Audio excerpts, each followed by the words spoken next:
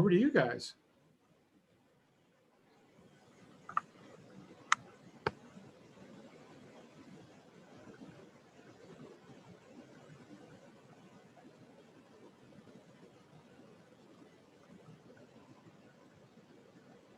All right, Rich, we're good. You guys go. Okay. Well, good evening, everyone. Thanks for taking the time to join us. I'm Rich DeMidio, NHAS member. My partner in crime, Deb Slocum, is also online, and we're both going to talk to you a little bit about astrophotography. And what we want to do here is we'd like to keep it simple. The first astrophotography presentation was very well done, was excellent, but it was very advanced. And some of the feedback that was received was that the people were looking for something a little bit more entry level, a little bit more simple. So we thought about it, and Deb and I chatted about trying to put something together that really gives you some good best practices to start as you go on this endeavor. So basically, we want to provide a forum to share our notes, share our experiences, and then have people be able to contribute as well. So, you know, let's be perfectly clear here. The images you see, you know, on the web, the images you see from our own club members, such as, you know, Herb Buford and Ed Ting and Gardner Gary. I mean, those guys have spent literally decades doing astrophotography and have really made the investment. Yeah. The financial investment, you're talking, you know, 5 figures to get those types of photos in terms of equipment. But even after you've made the investment in equipment, you need to understand the process, which requires a lot of patience, a lot of effort. Now, having said that, it probably scared the heck out of you. If you think about this a moment, we all have telescopes, we all have cameras. In fact, maybe you can see here, this is my little Canon G9X, which is a point and shoot. We all probably have a DSLR. We all have probably a tripod. So guess what? You've got a lot of equipment already. And if you're willing to take the time and learn and practice, you can dabble without having to spend an awful lot of money. And that's the whole point here, is that let's do something simple using our existing equipment that we all likely have and get some results. So that's kind of the intro of what we want to address here. We've broken this up into 3 parts. Deb is going to talk about using a DSLR with a tripod. Then I will talk a bit about what's called wide field and afocal. And then at the end, we've got some resources that you'll be able to look at. So Deb, I'm going to turn this part over to you, and just let me know when you want me to advance the slides for you. Okay, thanks, Rich. First of all, the one thing I want to say is that personally, I love doing astrophotography. I find it fun. It actually, to me, is exciting when you go back in and look at your pictures and you get one that's really great. You can get some really beautiful photos. And for me, it's personally very satisfying. All the pictures that are from my part of the talk, I want to make sure you guys know, are unprocessed. They're what I got from my camera. Except for the videos I'm going to show you, I did some time lapses, and the only processing they did was that they were blended together, but still the single shots are what you see there. So let's talk about the tools that we need. First of all, like Rich said, you need a tripod. It helps to have a ball joint.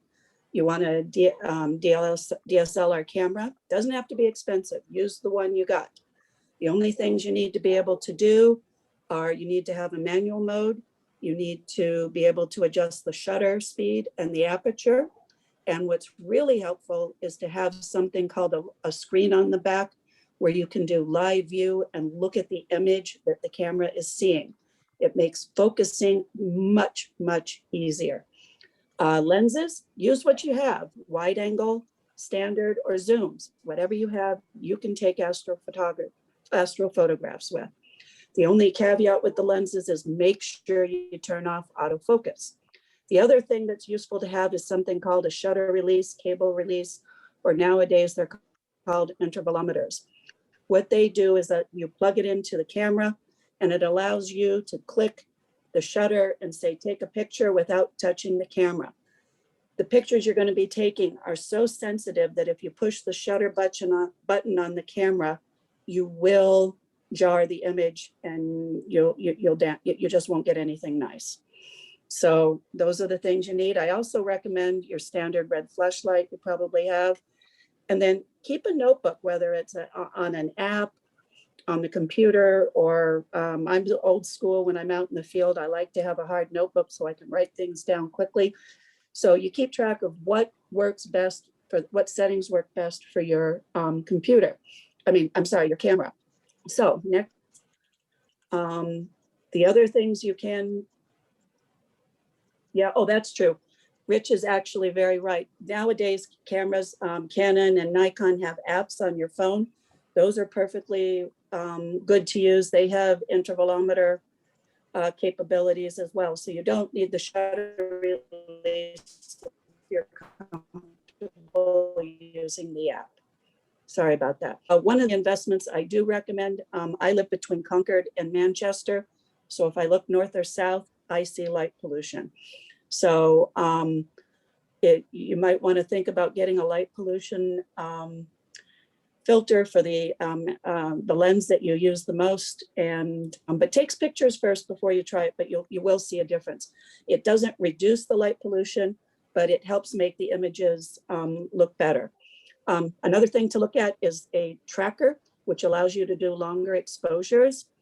I'll get more about that later. And then obviously you can think about faster lenses. This picture here is the large and small Magellanic Clouds. Just at the very top, you can barely see the small Magellanic Cloud. If you look on the sides, you'll see the stars are trailing. They're long. This is before I knew about trackers, but I was in Chile. I was going to take pictures. Next, please. So how do you figure out what settings you're going to be using?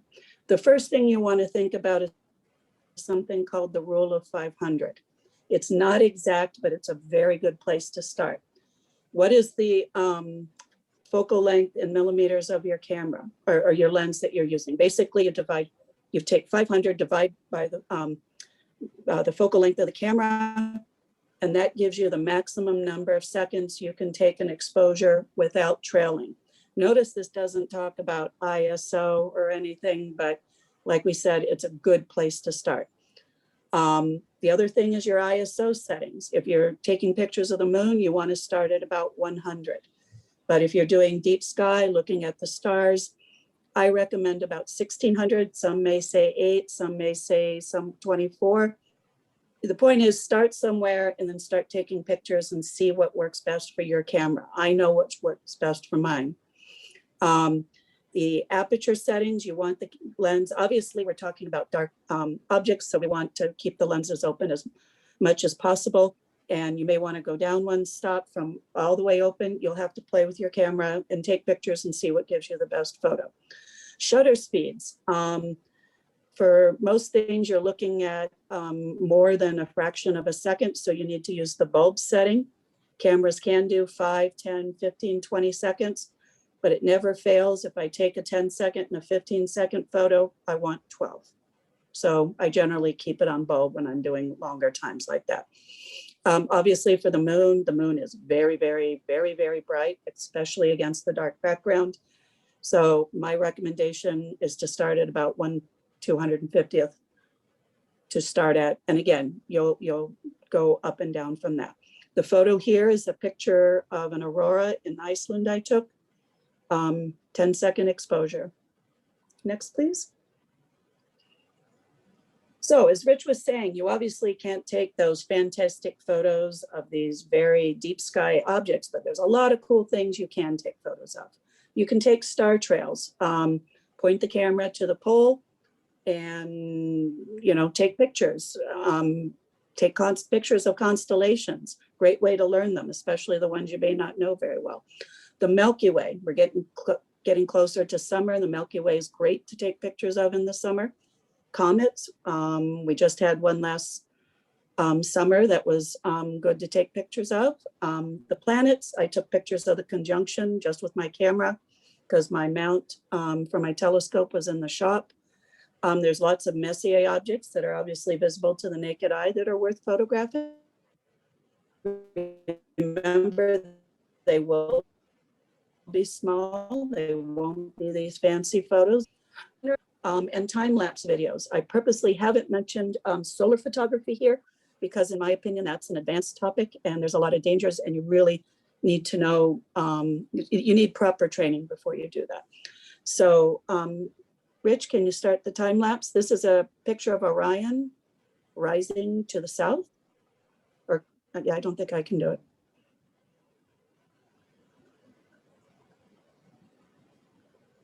Can I start it or can you? I'm running it. Oh, I just can't see that it's running. Okay. So anyway, these were about 240 pictures taken over about 2 hours. And as you can tell, I'm facing down to Manchester, but if I didn't have, I do have a light pollution filter on when I was taking this.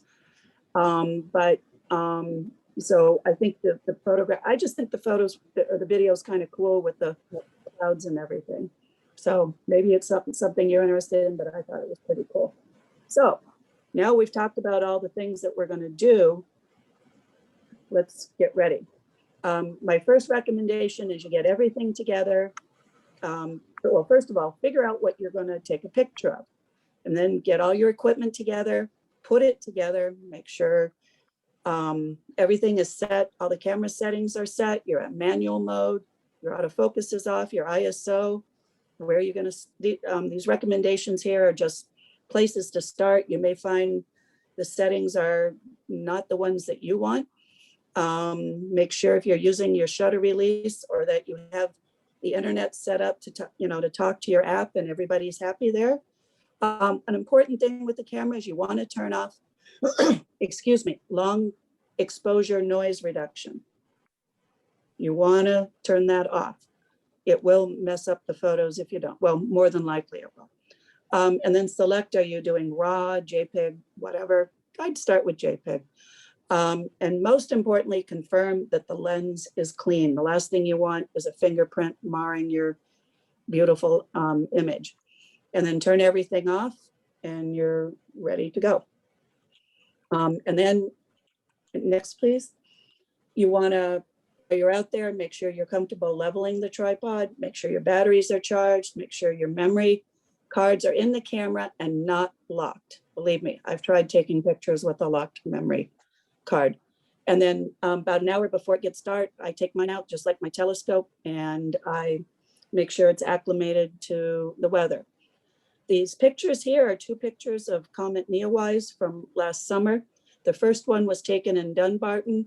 I brought everything out and managed to forget my tracker and just wasn't thinking about it. And I was taking photos and that was the one on the left is the best one I could get with just my camera. Then I get back home and I get out of the car, I look north and I see the image you see on the right. To me, I think it's a better photo, but certainly not what I was expecting as a result that night. Okay, so now it's dark. What are we going to do? The first thing you want to do is work on your focus. You're going to point the camera to the brightest star close to where you're going to go. And then make sure that that star is as close to center as you can get it. Then you set up your live view in the back of the camera and you zoom in as far as you can, and you start using your focusing ring and turning it back and forth until you get the smallest pinpoint you can get. Once you're focused, not zooming, if I said zooming, my apologies, you're just focusing, move your camera and just make sure you aren't touching the focusing ring to exactly the object, and then just start taking photos, take lots of photos. You want to take pictures at different shutter speeds. This is called bracketing. If you change your ISO, you need to bracket again because your shutter speed is going to change. And then make note of these things, especially while you're learning, so you know the things that work and you know the things that don't. And one of the other things you want to think about is when you're looking at the picture in your in the back on your screen, is the item that you're photographing in the position in the image where you want it to be? Maybe you need to move it. We'll do that and then take more. Okay. And if you have time, next, please, go ahead and think about some other pictures that you, or objects, maybe you've thought about a couple other things. Once you get inside, well, I'm going to go back. Once you get inside, look at the images. You'll figure out which ones you like the best, and that may not be the same one somebody else, but you want to look, is the background dark? The idea is to take images with as dark a background as possible. And then, of course, practice, practice, practice. Like anything else, you're going to take a lot more bad photos, but you will take some good ones. And the only way to get better is to practice. This next time lapse is Cygnus. This is taken at exactly the same position that the Orion one was, except it was closer to the zenith. So obviously, the closer you are to the zenith, the less likely you're going to have to deal with light pollution. But I thought I just wanted to see what I could do with, you know, focusing on a single constellation. When you watch it, what? The link is not working for some reason. Can you stop the presentation mode maybe on PowerPoint and try copying that link? That maybe that'll work. Yeah. Give me a second, I will do that. Here we go. And yeah, if you can copy that, maybe just copy to a browser. Yep.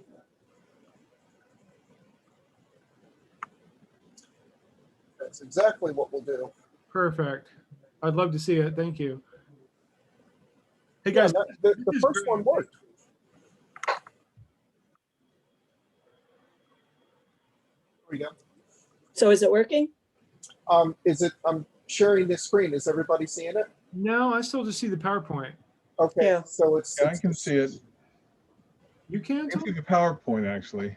Yeah, I don't see the time lapse on YouTube. You seeing it now?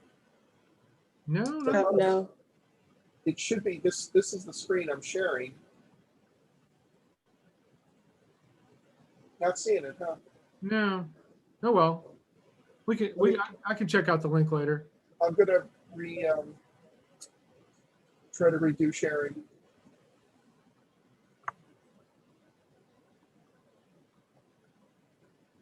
Hey Tom. What? There you go. Yeah. So now,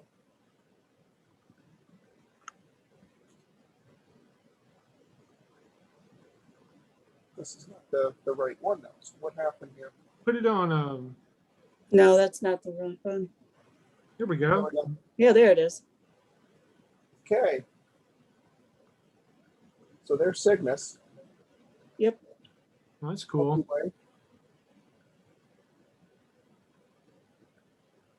Nice.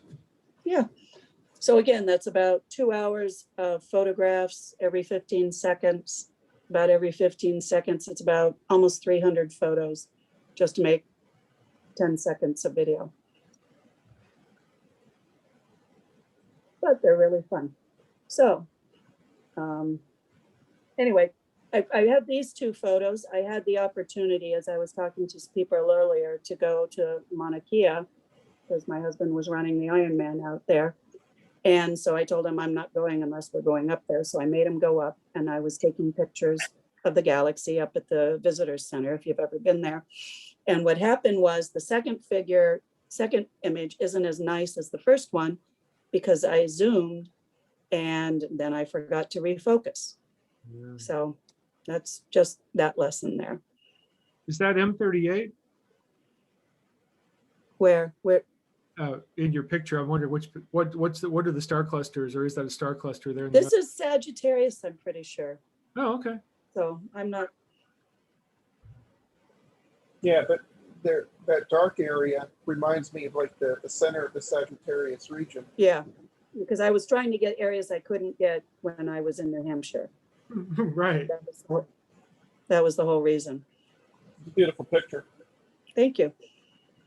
Okay, so, you know, now you're getting comfortable taking pictures with just your DSLR and your tripod, what else can you do? Well, star trails. This is a star trail back down in Chile, and it's the pole and it's the South Pole for 8 minutes. I'm actually at a place that is very astronomy friendly, but with 8 minutes, you're going to get that much light. But again, I didn't know about stacking. Next time, if I ever get down there again, I'm just going to take 8 minutes of pictures and stack it, because you can't even see the Magellanic Clouds anymore. They've just been washed out. So, and then the other information here is just information about time lapses. One of the things you do is you take however many photos you want to take, and then you have to always leave some time in between for the camera to store the most recent image that it took. So I just have the information here on how I take my pictures. You can use QuickTime to make videos, time lapses. It will do that, but you have to take the difference in time between the photos has to be very short, or it doesn't do any blending, so it looks very choppy. But it's still something to do to see that you can do it. So, and the LR time lapse, which is what I use to do my time lapses, it's about $100, and you don't have to have Photoshop to use it, for what it's worth. Okay, next, please. Like I said, one of the things that I would definitely do if I was doing that polar star trail again was I would do stacking. You take a bunch of shorter exposures, and then it's just exactly what it is. You stack the photos one on top of each other, and you can make a nice star trail that way, or you can take photos of the exact same thing. And when you do that, the primary thing you're doing is reducing the signal to noise ratio, or you're reducing the noise of a single photo. Another thing to think about is, okay, you want to take pictures that have more in them. So that in order to do that, you need to take longer exposures, and you can get a tracker. The trackers are made by Skywatcher. Who is the other one? Is it Orion or no, it's not Orion. I can't remember who the other one is. And there's a couple others. And what you do is you put the tracker on the tripod, and then the camera goes on the tracker. And what the tracker does is it tracks sidereally, which means it's following the stars as in their apparent motion to the Earth. So as long as you polar align, you're tracking, you can get up to about a 3-minute exposure on a single exposure. So the one that you were trying to think of is Ioptron, is the other tracker? Yes, I meant Ioptron. Thank you. Yeah. Thank you. I knew they both began with O. Yeah, thanks very much. But the other thing is you can use any lens on them. I think most of them have a maximum weight of about 11 pounds. Yeah. And you need to learn to polar align because you want to track as accurately as possible. So next. This is just an example of a wide view photo you can take that still has a lot of cool information. You can see the V in Taurus, you can see the Pleiades, and you can actually zoom in or look. Can you, go back. There's a little fuzzy spot below that green arrow, and that is Comet Wirtanen. I didn't have a telescope and mount at the time that this came out, it was 2-3 years ago. But I wanted to get a picture. So I'm pretty proud of it. I thought it was, and it's a good picture. I don't have star trails. There's good light. The only reason I have good light is the night light, the road light at my house was somehow dead. And no, I didn't shoot it out, although everyone accuses me of that. But the interesting thing is right after I took this photo, not 10 minutes later, they came over and fixed the light. So for whatever. Hey, Deb, one question, Yes. if I may. So it's been a long, I'm not much of a camera buff. When I read 16 millimeters, I think eyepiece, but I think you mean 35 millimeter camera lens, right? Right, a 16 millimeter is a very wide angle lens. Okay, thank you. So this is a 16 millimeter wide angle lens. Okay, cool, got it, thanks. Yeah. So go ahead, next, thanks. Now this is, I think it's like 2.5, 3 minutes. It's 3 minutes a picture of Orion using a tracker. There's a lot of detail. I think the Orion Nebula looks really nice. It's on its side, again, because I was in South America. So. Cool. Looks like Betelgeuse there and Rigel perhaps. Yep, you've got Rigel in the upper right, Betelgeuse in the lower left, and then the belt is right in the center, pointing from the left down to the right, and M42. And then this is just a final photo that I've discovered that the iPhone actually doesn't take bad photos. I've always kind of, but it was a full moon. We were coming back from a snowshoe in the middle of winter. And if you can just make out Orion in the tree towards the center, whoops, yep, there's Betelgeuse is over there. Yep, there you go. And the belt is right in the middle of that tree. But anyway, it's still an interesting photo because it lights up the snow and everything. Yeah. So the point is you can take all sorts of different types. I tried to pick a variety of photos so you can see there's a lot of different things you can do just with a camera and a tripod. And that's all I have to say. And what I think we should do, while it's fresh on people's mind, if there are questions for Deb, we should probably take those now before we switch gears. And while you're perhaps, does anybody have a question? Well, so I do. Back to the rule of 500, I think you said, right? So it's 500 divided by what? The size of the lens, whether it's 16 millimeter, 200 millimeter. So obviously, when you think about it, the rule of 500, if you're using a really big telephoto like a 200 millimeter, you only got about a 2-second photo. So you're not going to be collecting as much as you would with a 60 or 50 millimeter, which gives you 10 seconds. So the more you zoom, the more you're likely to get star trails or movement, the less you... And it significantly reduces the amount of time, which is one of the reasons that the trackers become very useful. Because you can take a 200 millimeter lens on a camera and do a 3-minute, probably do a 3-minute exposure. And Deb, on the whole stacking idea, I think I understand that the longer you keep the lens open, the more, obviously the more light you're getting. So if you've got light pollution, you're going to get, more light pollution as well. How do you balance? I assume you balance exposure time with darkness and stacking. How do you approach that in terms of your thought process? Okay, what you want to do is you want to take an exposure that you have enough light to see get what you want, but not so much like, this star trail that's really just totally out, overexposed. And then you just use the software. One of the references is there's a couple free different softwares. You literally put all the photos in there. For stacking, there's a couple other things that gets more complicated. You can add flats and bias frames and darks, which are different types of frames, and you add that are helping to reduce the noise. And those are usually more needed for deep sky photography. But I know professional photographers actually do those type of things for low light photographs anyway. Mm-hmm. But if I was doing a polar star trail on my DSLR, I would just take the pictures and stack them. Okay. If I was doing pictures of the moon, I did. I just stacked them and it looked really cool. All right, cool. Thank you. So Wyatt, if I can add to that, stacking itself is a separate topic. There's an awful lot you can talk about that. So my suggestion is that we should set up a shop talk just to address stacking, whether it's auto stack or registacks. Right.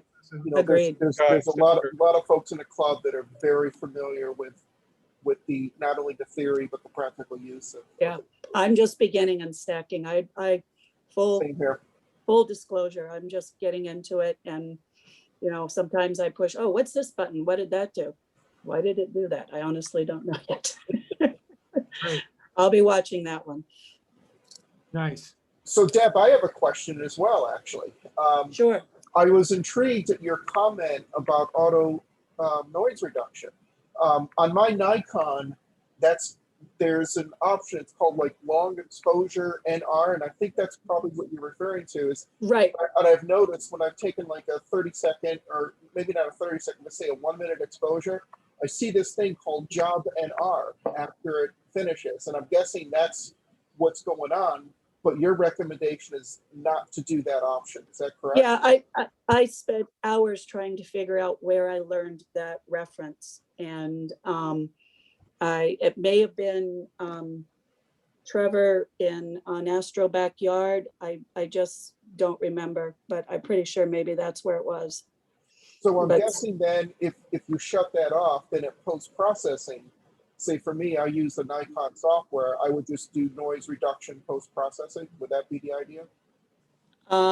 That I honestly don't know. I've never used the Nikon software. I just, with my camera, I do camera stuff I don't process in my, for my telescope. I'm learning to use PixInsight, and I just haven't learned enough to say anything more to that. It's just, I know somebody told me to turn it off, and I'm pretty sure I've seen it in 2 places and I couldn't find them because I really wanted to reference that. And if I find them, I'll let everybody know. Well, I'm going to try it because I'm intrigued by that. So because it will save half the time. Because what it essentially does is if you take like a minute exposure, it essentially takes that minute exposure again. Exactly. So okay. So that's the primary reason to turn it off then. So I'm gonna try that and report back because I'm real curious about that. So thank you. Yeah, I've actually never taken an astro photo with it on because I read about it, I don't know how many years ago, and I've just never done it. And your photos look great. So I can't wait to try it. Hey, Are there any other questions that folks have before I'll do my portion? I'll jump in with one other. Deb, what kind of light pollution filter do you use? Like what brand? And I assume it's just like on an eyepiece, it just screws the lens or what? It's a similar type of thing. You can buy eyepiece, you can buy light pollution filters that fit screw on, just like your standard UV or whatever type of lens protector that you use.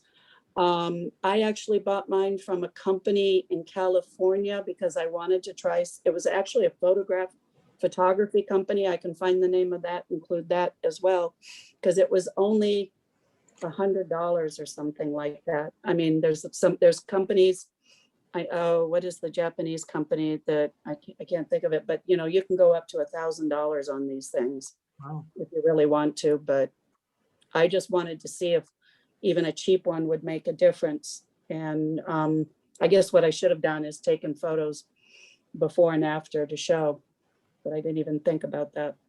But you do Now I just keep it on my camera because I don't use my camera for anything but astrophotography. So if I'm going to do something, you do it's on there. significant difference. Yeah, and you need to watch out too, because a lot of the filters that were made for filtering out sodium light, etc., those lights are being changed to LED lights. And my understanding is that the spectral range of those is not the same, and there No, they aren't. aren't any filters out there that will filter that out yet. Yeah, I'm getting a whole new set of filters. Of course it does. That was awesome. Thank you, Deb. Yes, thank you. Any other questions? And as a reminder too, if you want, if you're thinking of it, you could just type a question in chat, and that way too, we'll have a record of it and we'll make sure we don't miss anything. Okay, so I'm going to dovetail a bit off what Deb talked about, a little bit of wide field, and then a new topic we haven't talked about yet called afocal.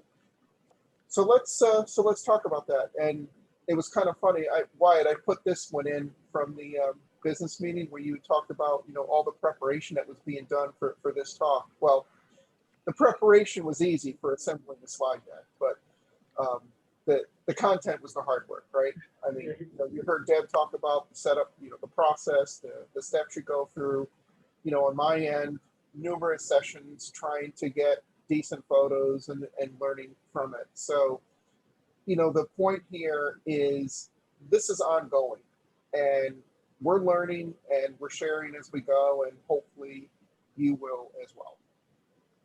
So to be very positive here, you can do this. I took this one years ago with a camcorder recording 30 seconds of video on my Obsession 18, which has no tracking. This one is a wide field shot. You can see Cassiopeia here, Andromeda is here. And this was a wide field shot on a tripod, again, no tracking. This one is afocal. What afocal is basically the camera is attached to the eyepiece, so it replaces the human eye. But this was a camera, in fact, nope, not this camera, another camera I don't have with me right now, on an Orion 8 Dob right over the eyepiece. So the point here is that these are things you can do with some practice and a willingness to be patient and fail a lot, and eventually you get some good ones. So just the terminology here, wide field is basically just putting a camera on the tripod, and as Deb pointed out, you want a lower eyepiece. This picture here is got a very large telephoto lens. You don't want to use that for the wide field. You want something like this. This is a Rokinon 14 millimeter, which gives you an extremely wide field of view. Afocal is, you can see here, I have a TeleView Pronto, and here is the eyepiece, and the camera is attached to that eyepiece. So that's afocal, and basically the camera takes the place of the human eye. For some things, we've already talked about, but there's some other things worth mentioning here. Of course, you need a camera and the tripod. The bird is optional, and it's not really required. You've got a smartphone adapter. You could have, this is an adapter that fits on a scope where you can attach a DSLR or say a little point and shoot camera like this Canon that I have here. So you will need some equipment to actually start this process. And I included some links here. These are where you can get some of this if you're looking to purchase various adapters. I'm not going to click on these links now. You'll be able to do that later. But I actually have this one down here. This is a smartphone adapter, which I've yet to try because I've been dabbling with other things. But I'm going to be giving that a try. Some afocal work with my smartphone using this type of adapter. That Rich, that top right one is the Celestron's version that just came out, and it is really good. It's got micro wheels so that you can micro adjust the position of your camera to get it just perfect behind an eyepiece. Even better. Thanks, Tom. Yep. And I think I included, yeah, that's the high point link, I think, where that one is. So let's talk about wide field. And some of this Deb had already talked about, so I'll just reinforce some of the points here. So you basically have your camera on a tripod. These are the settings that I've been using. You want to set your lens to infinity mode. You want to make sure it's in manual mode. I'd like the RAW files. So a Nikon, that would be your NEF files. On the Canon, it's the CR2 files. The one thing about the 500 rule that I was reading about is that they also said if your camera has a crop factor, you need to take that into consideration as well. So say with a 50 millimeter lens using that rule, you get 10 seconds, but a 1.3 crop that my Nikon D71 has, that would limit me to approximately 7 seconds. So just make note of that as well. And some of the things you could do here, this was the Canon, this one here. This is the Canon wide field. And this camera, some of those point and shoot cameras have what's called a star mode, where it takes a lot of the work, it does a lot of the work for you. So you basically can take some very quick pictures, and then of course you can use manual mode and play with that a bit. But I thought that was kind of a neat feature.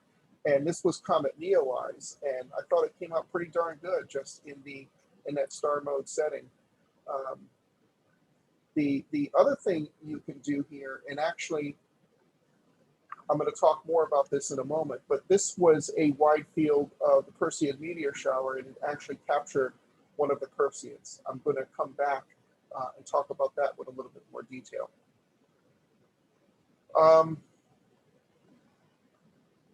The other thing to note here is time lapse. Deb had mentioned that, and on some of these cameras, like in my Nikon, it has a time lapse mode as well as some of these point and shoot cameras.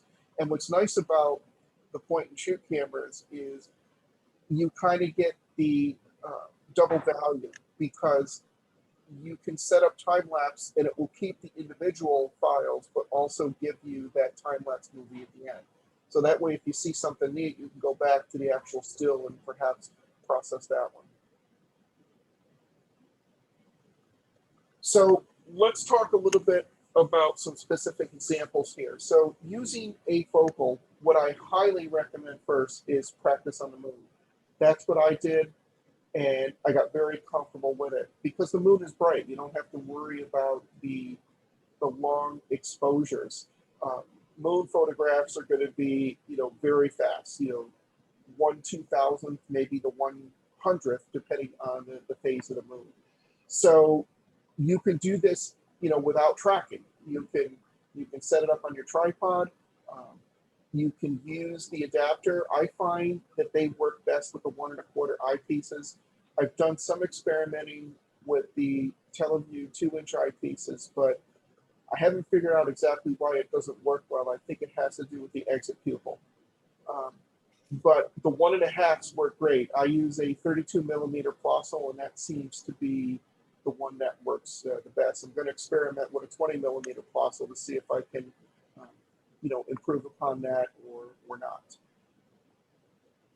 When you focus on the moon, it's very easy to focus because it's so bright. If your camera has a live view feature, so that's where, say like on the back of the camera here, you can see, on the screen here, the point and shoots typically have that. Many of the newer DSLRs have that. Highly recommend you use that live view because then it's much easier to look through a viewfinder. And then just some sample settings here. Again, your mileage will vary. And then ISO, I concur. I like the low ISO for the moon. I think the highest I've gone is like 400. But for DSOs, it will be a different story. And then basically experiment. I think about this, in the older days before digital cameras, people had to really know what they were doing. They just couldn't afford to just click at will. Hey, Rich. Build was expensive. Yes, Warren. Again, a totally newbie question here. So when you say 400 ISO and work your way down, what's down from 400 for an ISO value? So 300, 200, 100, but also if you want to, I should have also said increasing it, because based on the phase of the moon, you may be better off at a higher ISO so you can take a faster exposure. So if you were to say do a 6-second exposure at 400 ISO on a crescent, it may not be enough. You may have to, bump the ISO up to say 1250 or 1600. Again, a lot of factors go into play there. Your scope, your eyepiece, your environment in terms of light pollution. That's why experiment it. And my point was that in the old days, the guys would film. They had to have a pretty good idea because you just couldn't afford to do thousands of shots like what we could do now with digital. Right. Cool. Thanks. Yep. So once you get comfortable with the moon, then you could start thinking about some deep sky objects, and these would be things like bright nebula, large clusters, even some bright galaxies. So the process is the same. You still want the live view capability, but since you're dealing with a much fainter object, you're not going to see it in there. So tricks you have to do is basically look for a nearby star, find a bright star.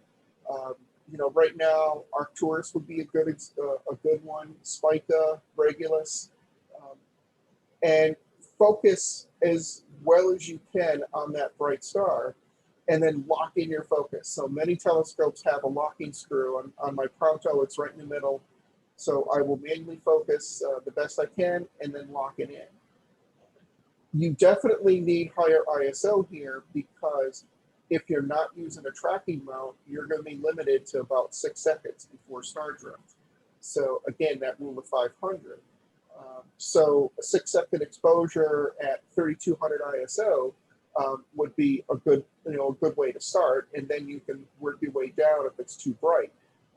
Deb made a good point. Depending on where you are, there may be a lot of background light that shows up with the higher ISOs, so you may have to drop down to try to reduce that.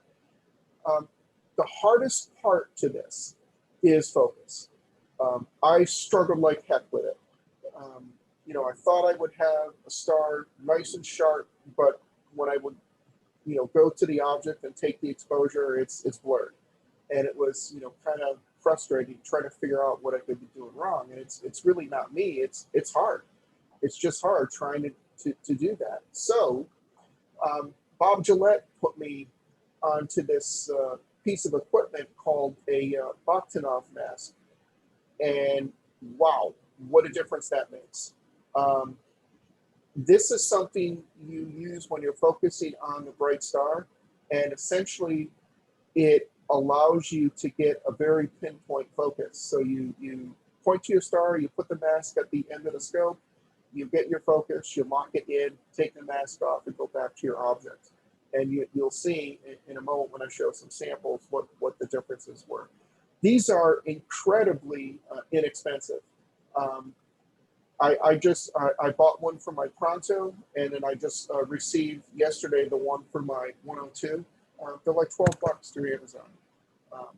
And I've included some links here where there's an excellent video that shows the process. I will tell you this though, on that video, they used a Schmidt Cassegrain and had a really large one of these masks, and because it's a Schmidt Cass, the image in the live view was really large. Well, when I did this on my Pronto, it was really small. So I managed to figure out how to zoom it in with my camera, and that just made a little challenge for getting the focus. So just be prepared for that. If you watch this video and you get one of these and use it, say, on a refractor, it's not going to look the same, and that's what kind of caught me by surprise. But Amazon has these for like $12, and you just got to figure out the size of your objective. The Pronto is a 70 millimeter, the 102 is obviously a 102 millimeter.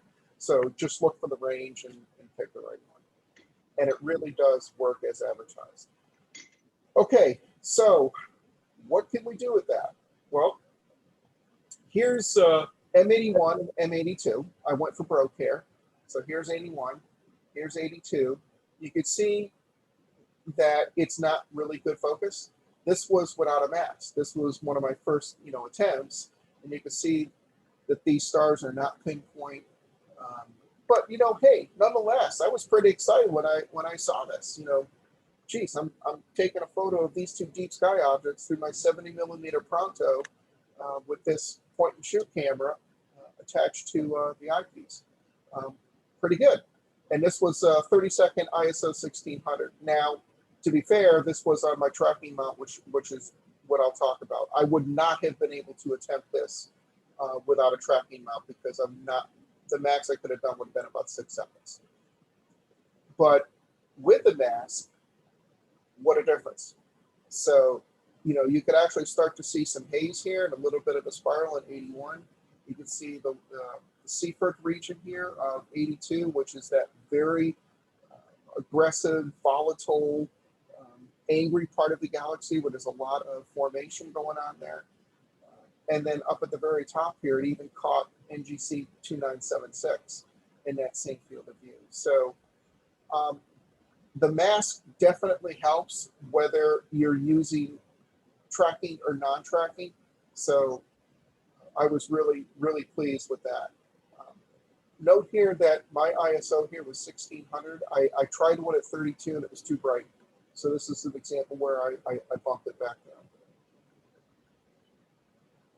So, you know, everything I've talked about here can be with or without a mount. So there really is no difference. Nothing really changes if you're using a mount, except you can take longer exposures. But, you know, the process is still the same, where you attach a camera, you go through the same steps, but you've got the luxury of a tracking mount now. If you look closely, you can see that I'm using that wide field on this adapter here. So a DSLR could also be attached to that adapter, or you could even do prime focus here, but I wasn't prepared to talk about prime focus tonight. So what does all this mean? You likely have most of the equipment to start. If we circle back to our original goal of trying to keep things simple, trying not to break the bank, leveraging what you currently have, this is a great start.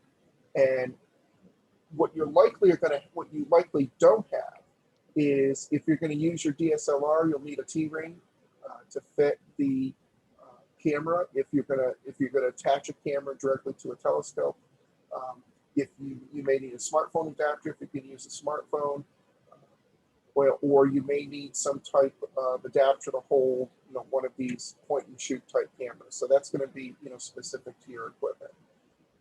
Start off with wide field. It is the easiest way. It is the simplest way, and you'll get some very quick results. And this actually reminds me of something I wanted to go back in detail on, which I will in a moment. If you want to go down the afocal route, make sure you try it on the moon first. Get the process down, master your techniques, get very comfortable before you switch to some DSOs. Again, the process will be the same, but you're going to have to experiment with different settings. And most of all, Deb said it as well, you just want to practice and practice and practice. And the reason you want to do that is you can get some decent stuff from this. And frankly, I'm joking here a bit, but maybe not. I mean, it's a risk mitigation factor to, falling into the trap of spending tens of thousands of dollars on very expensive equipment that maybe you're not ready to use. And that could be, that would be a bad thing. So keep doing this until essentially you're bored and you think you've mastered it, and you think you can't get any better. Then perhaps you can think about some of the more sophisticated things. The one thing I forgot to mention was the time lapse, because Deb had mentioned that as well. This is actually a single shot from a time lapse. I did this a couple summers ago during the Perseid meteor shower. I basically set up a point and shoot camera. Actually, no, it was my Nikon D7100 to what's called interval mode. And I told it to take a photo every 10 seconds and do a 6-second exposure. And I told it to do it like 1,000 times. So I would just let it run, and about 3 hours later, it was done. I left it out all night. The next morning, I went through all the pictures and I found this one where it actually did capture a Perseid. And then the movie it played, I was able to watch that movie and see that there were some flashes going across, and I was able to narrow down the particular stills. So the interval mode is a good feature, and it's really good to play with. I love the time lapse that Deb did. I'm probably going to do something like that myself because I really like that capability. All right, so we're going to cover post-processing in some separate session. It was just too much for what we were trying to address here. So any questions for either Deb or I? Yeah, so back to I think you called it, I can't remember what you called it, Deb. Was it an intervalometer? Whatever Yes. you set to trigger the shutter, right? And so could you do the same thing by like just setting a delay on the shutter and then like getting away from the tripod, or what's your take on that? What do you mean? Well, you know how you can like press the shutter and say, count down 5 seconds and then take the picture. Does that work, or do you need an intervalometer? Well, yeah, you could do it, but it's only going to, well, it depends on the camera. I got an intervalometer cable release or shutter release, and then found out my D70-200 had the intervalometer capability built in. So when I do time-lapse photography, I literally set it and go to bed. Oh, wow. Okay. Once I figured out where I want my image, I'll go to bed, get up a couple hours later, check it, and then if I'm happy with it, see where the first and the last photo is, and I may. I really think that the Orion and the Cygnus were done on the same night. I did one and then I did the other, or they're within a couple nights. But the point is, I usually do 2 or 3 a night, and I just watch a movie in between. Yeah, I'll add to that a little bit because there's a slightly different use case as well. Some cameras have timers built in, and like you said, Wyatt, you press your shutter and it'll wait like 5 seconds. On my Nikon, it seems to be limited to 10 seconds, and I can't figure out how to change it. So you can press the shutter, wait 10 seconds, it'll take the picture. And that's good if you're going to do, say, a single shot versus interval. The other thing is that a lot of the cameras have remotes now. So you can just use the remote, and that will work just as well. The point is that pressing the shutter with your finger creates vibration, and that's going to affect the image. So you try to do anything possible to avoid doing that. So the cable, which I can't pronounce, that Deb said, or the remote is the best way to go there. Did you guys mention that there are apps that control cameras now, like on your iPhone? Like Yes. Yeah, I have the Nikon app. I just, for some reason, my internet just never is happy with it, so I don't use it. Huh. Yeah, and I just use my remote. They gave me a nice little remote with a 7100, and that's easier than just using the phone. There's several remotes out there that are actually that you can buy. Some of them are made in China or whatever. You just need to get the one for your particular camera. But another really cheap way of being able to deal with mirror slap and those kinds of things when you're taking photos is to have a black card, and put your black card over your lens, start your exposure, and then after 2 or 3 seconds, just move the black card, and that will eliminate any shake or mirror slap or whatever. Okay, cool. Interesting. Yeah. Just some comments in the chat for people's benefit. Monferrato, they make great tripods. If you're just going to be using, say, wide field on a tripod, I have a newer NEAWER. I use that for my wildlife photography, and it works great for wide field as well. Is dew an issue like with telescopes? I assume. It's funny, I haven't run into it, but I would think they would be. Yeah. Tom, have you had issue with dew or not? Lots of issues. That's why I keep either a 12-volt hair dryer or plugged into AC, because especially when it gets later at night is when it seems to happen. 11 o'clock, 12 o'clock. If you've ever been to a Messier marathon, that's when it all seems to start to happen. So yeah, it helps to have something like that. Now they make heaters for red dot finders and for lenses for telescopes that can be used on telephoto lenses as well. But if you're going to be shooting late into the night, it helps if the air is going to be wet. It helps to have one.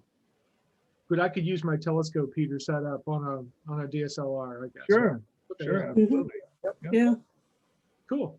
Yeah, just wrap it around the lens. Nice. Okay. Any other questions? So just to conclude here, Shail did a lot of research and came up with a lot of resources on the internet, related to these topics. I'm not going to go through every one of these, but these will be in the forum after we post this, so you'll be able to see these links and go through. There's a lot of stuff out there, so he tried to narrow it down as best he could to what would be great starters and do a lot of that filtering for you. Note here that he did make a reference about stacking as well. If people do Actually, these are my references, Rich. Oh, okay. I'm sorry, Deb. You want to talk about the first? No, that's fine. You're doing great, but these first two are my, just these first 2 pages are mine. That's all. Um, Not that it matters. I highlighted a couple things here. So if you're not familiar with Eb Ting's YouTube channel, you should be. He's got a lot of great things out there. He's got some astrophotography things, but astronomy in general. I love listening to him. He's just such a great presenter. Yeah, yes. Can you go back to the first one real quick? Sure. I just want to mention the top. I was a member of NHAS back in the 90s, but couldn't make meetings because I had small children. And then I rejoined about 4 or 5 years ago. And I have to admit that after seeing some pictures and stuff, I was a little intimidated to ask questions. And nobody should feel that way. The people here are wonderful about answering questions. They are fantastic. There's a lot of expertise here. And, stop trying to bang your head. Ask the questions. That's what many of these members are. They're just so willing to help you. I ask a question and I'll get 4 or 5 different people answering me, all with excellent information. So please don't hesitate to ask your fellow members anything. That's all I wanted to add. And I agree, Deb. I joined in '99, and it's been the same experience for me even after all these years. I just had a couple of things to share, if you don't mind, guys. Go ahead, Tom. That'll enhance your wide field photography. I learned this at a NEAC session from a guy by the name of Wally Pachoka. His website is astropics.com. He shoots a lot of beautiful shots in national parks, and his exposures are all 20 seconds, and he uses some filters that I picked up that really make things pop when you're talking about just shooting pictures of star fields and not deep sky stuff. And that was a fog filter and a star filter. The fog filter will actually bring out the colors in your constellations, your stars in your constellations, and make them stand out from the rest of the dimmer stars, like the Big Dipper and those kinds of things. The star filter does the same thing, and it adds a little bit of jazz to the image as well, depending on the brightness of the stars in the field. But I just wanted to share that if you're doing wide field shots of just the stars and the constellations, those 2 filters would really help bring out the constellations and the other major elements. And Tom, are you stacking those filters, or do you use them one at a time? One at a time. Use the fog filter or the star filter, and it's really amazing. You kind of look through the telescope, and I don't know, my eyes aren't that great. I don't see star color very easily, unless I'm looking through binoculars maybe in a really clear dark night. But when you use that fog filter and you image those things, you can really see the star colors, yellow, orange, red, blue. It's really kind of neat. Thanks, Tom. And to the point of this session as well, I mean, it was meant to provide that forum for discussion. So, I'm glad to see others jumping in and contributing their notes and experiences. This is a learning experience for all of us, and hopefully these tips will be good for everyone. Again, there's a lot more links here. I'm not going to go through these in detail again. When we post these, you'll be able to see those, but you can see that a lot of work was put into a lot of things here. And two, you guys were talking about trackers. Peter Zelenka is great for learning how to set up both the Ioptron and the SkyMaster stars trackers, if you ever get into those. And are the trackers, I assume that, do you need to go to a polar alignment, or do they align themselves, or what's the deal? No, you have to align them. They come with an alignment scope, and you set it up, and and they have a reticle in them that allows you to use use the position of Cassiopeia and the Little Dipper to be able to get the right time. Exactly. You can use the clock, the polar star clock that you can get in an app, and you just look. You set up the tracker, you look through it, and you do that alignment first, and then you slap your camera on there and you start it up. I actually used one.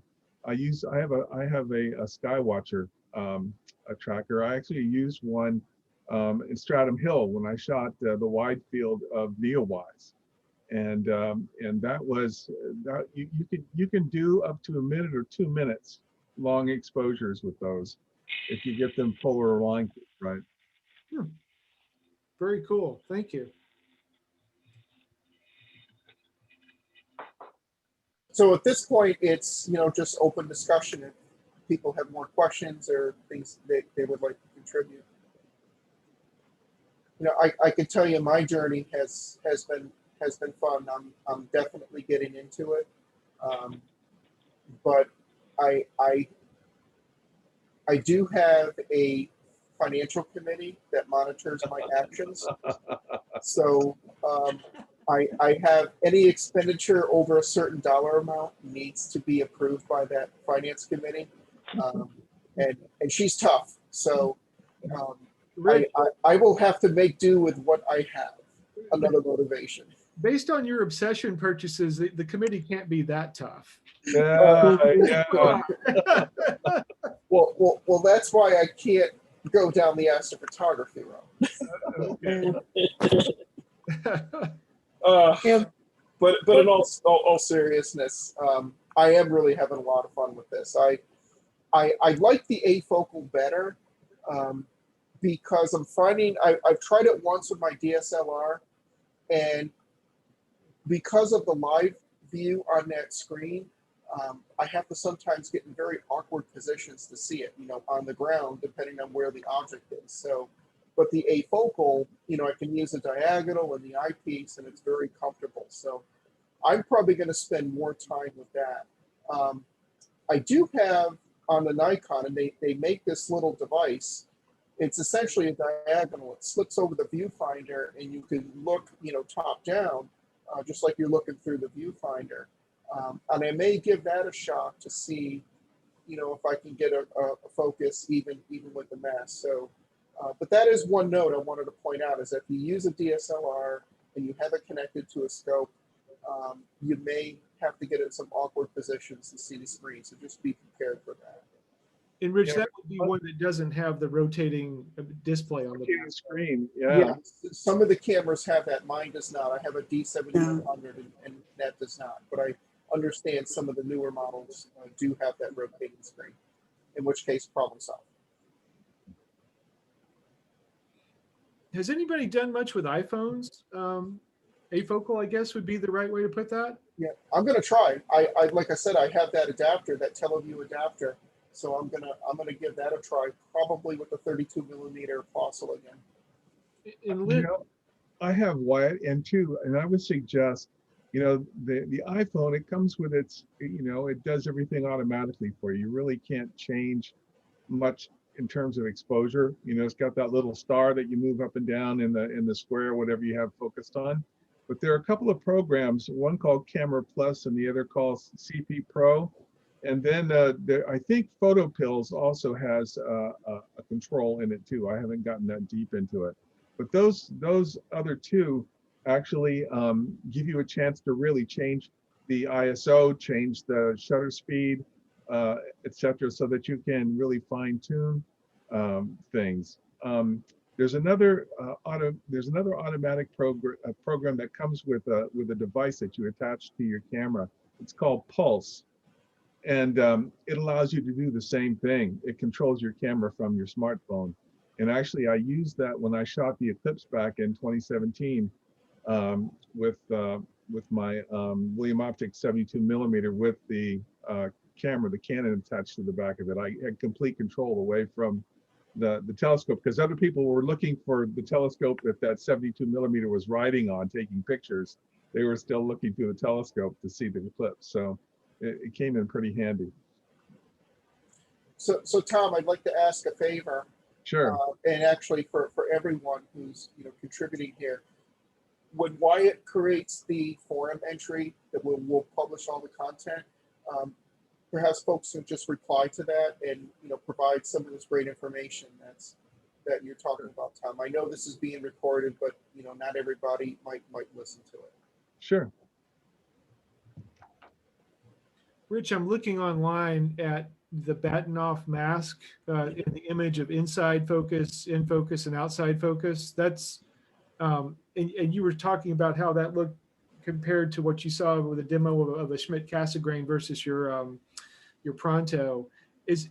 Does the image that you see, is it easy to focus in a shorter refractor like that or not? Well, it was smaller. So what you had to do with my camera, there was a way I could zoom the live view. Yeah. So I just zoomed the live view, and then the pattern appeared much larger, so that it was easier for me to get focus.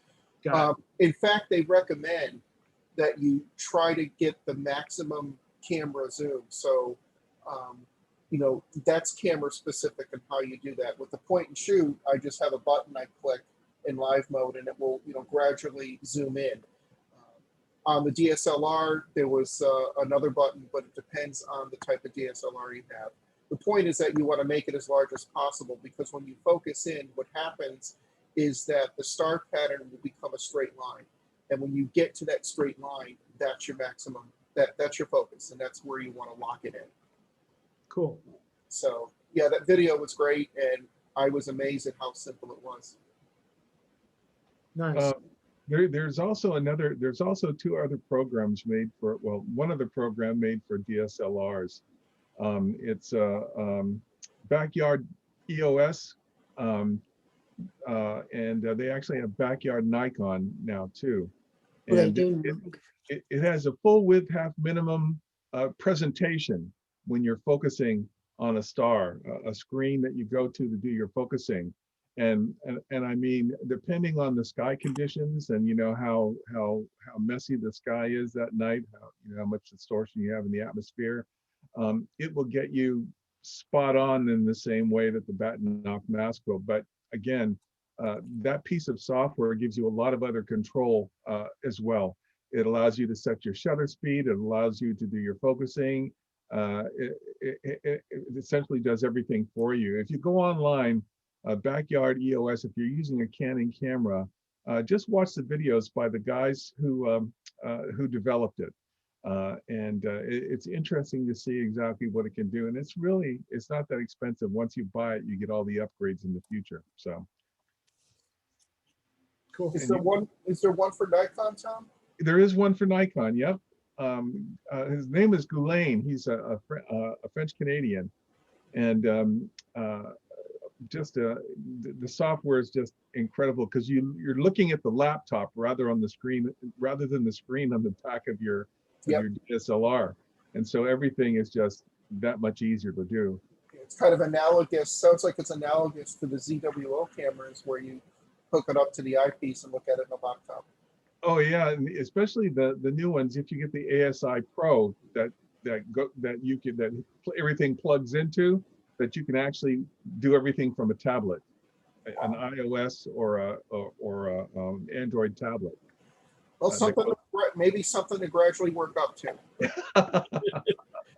It sounds like I'd have to go to the finance committee on that. Yes, I think you would have to do that.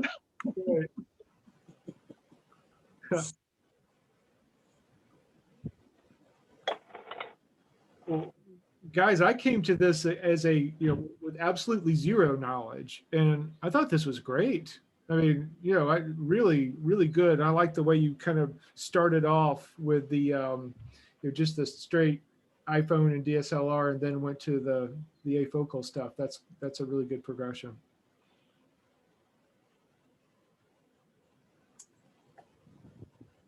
Any other questions, comments, contributions?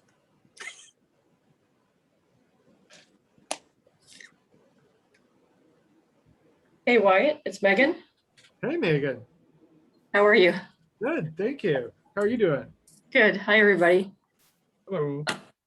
I had put together just a 57-second put to music with your photos that were taken during COVID, a bunch of you, into a, it's a little, I don't know what they call it. It's not PowerPoint, but it's Microsoft's like Movie Maker.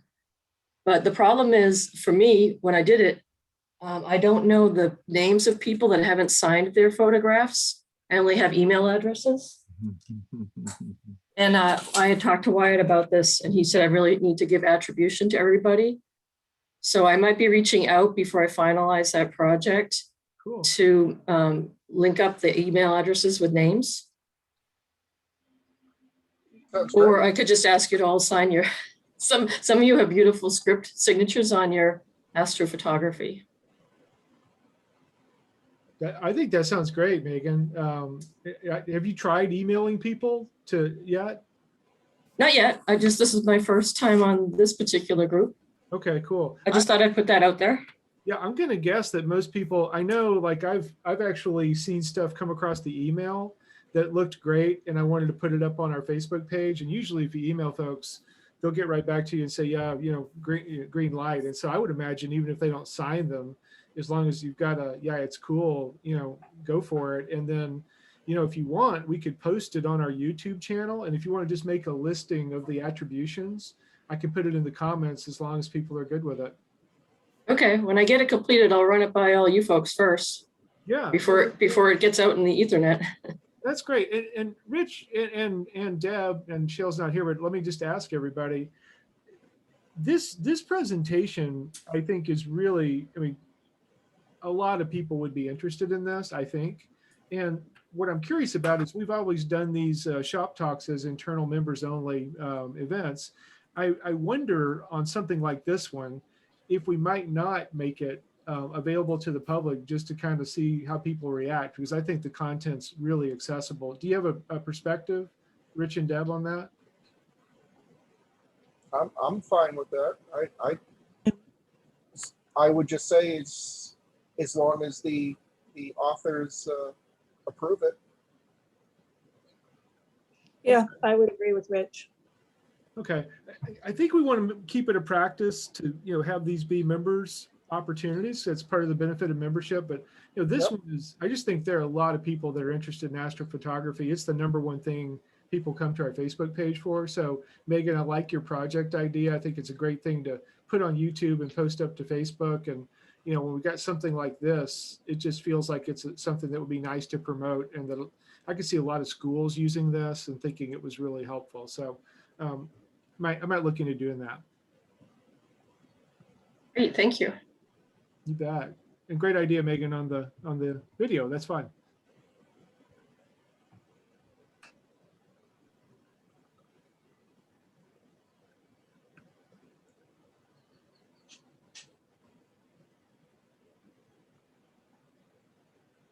Well, Rich and Deb, thank you for doing this.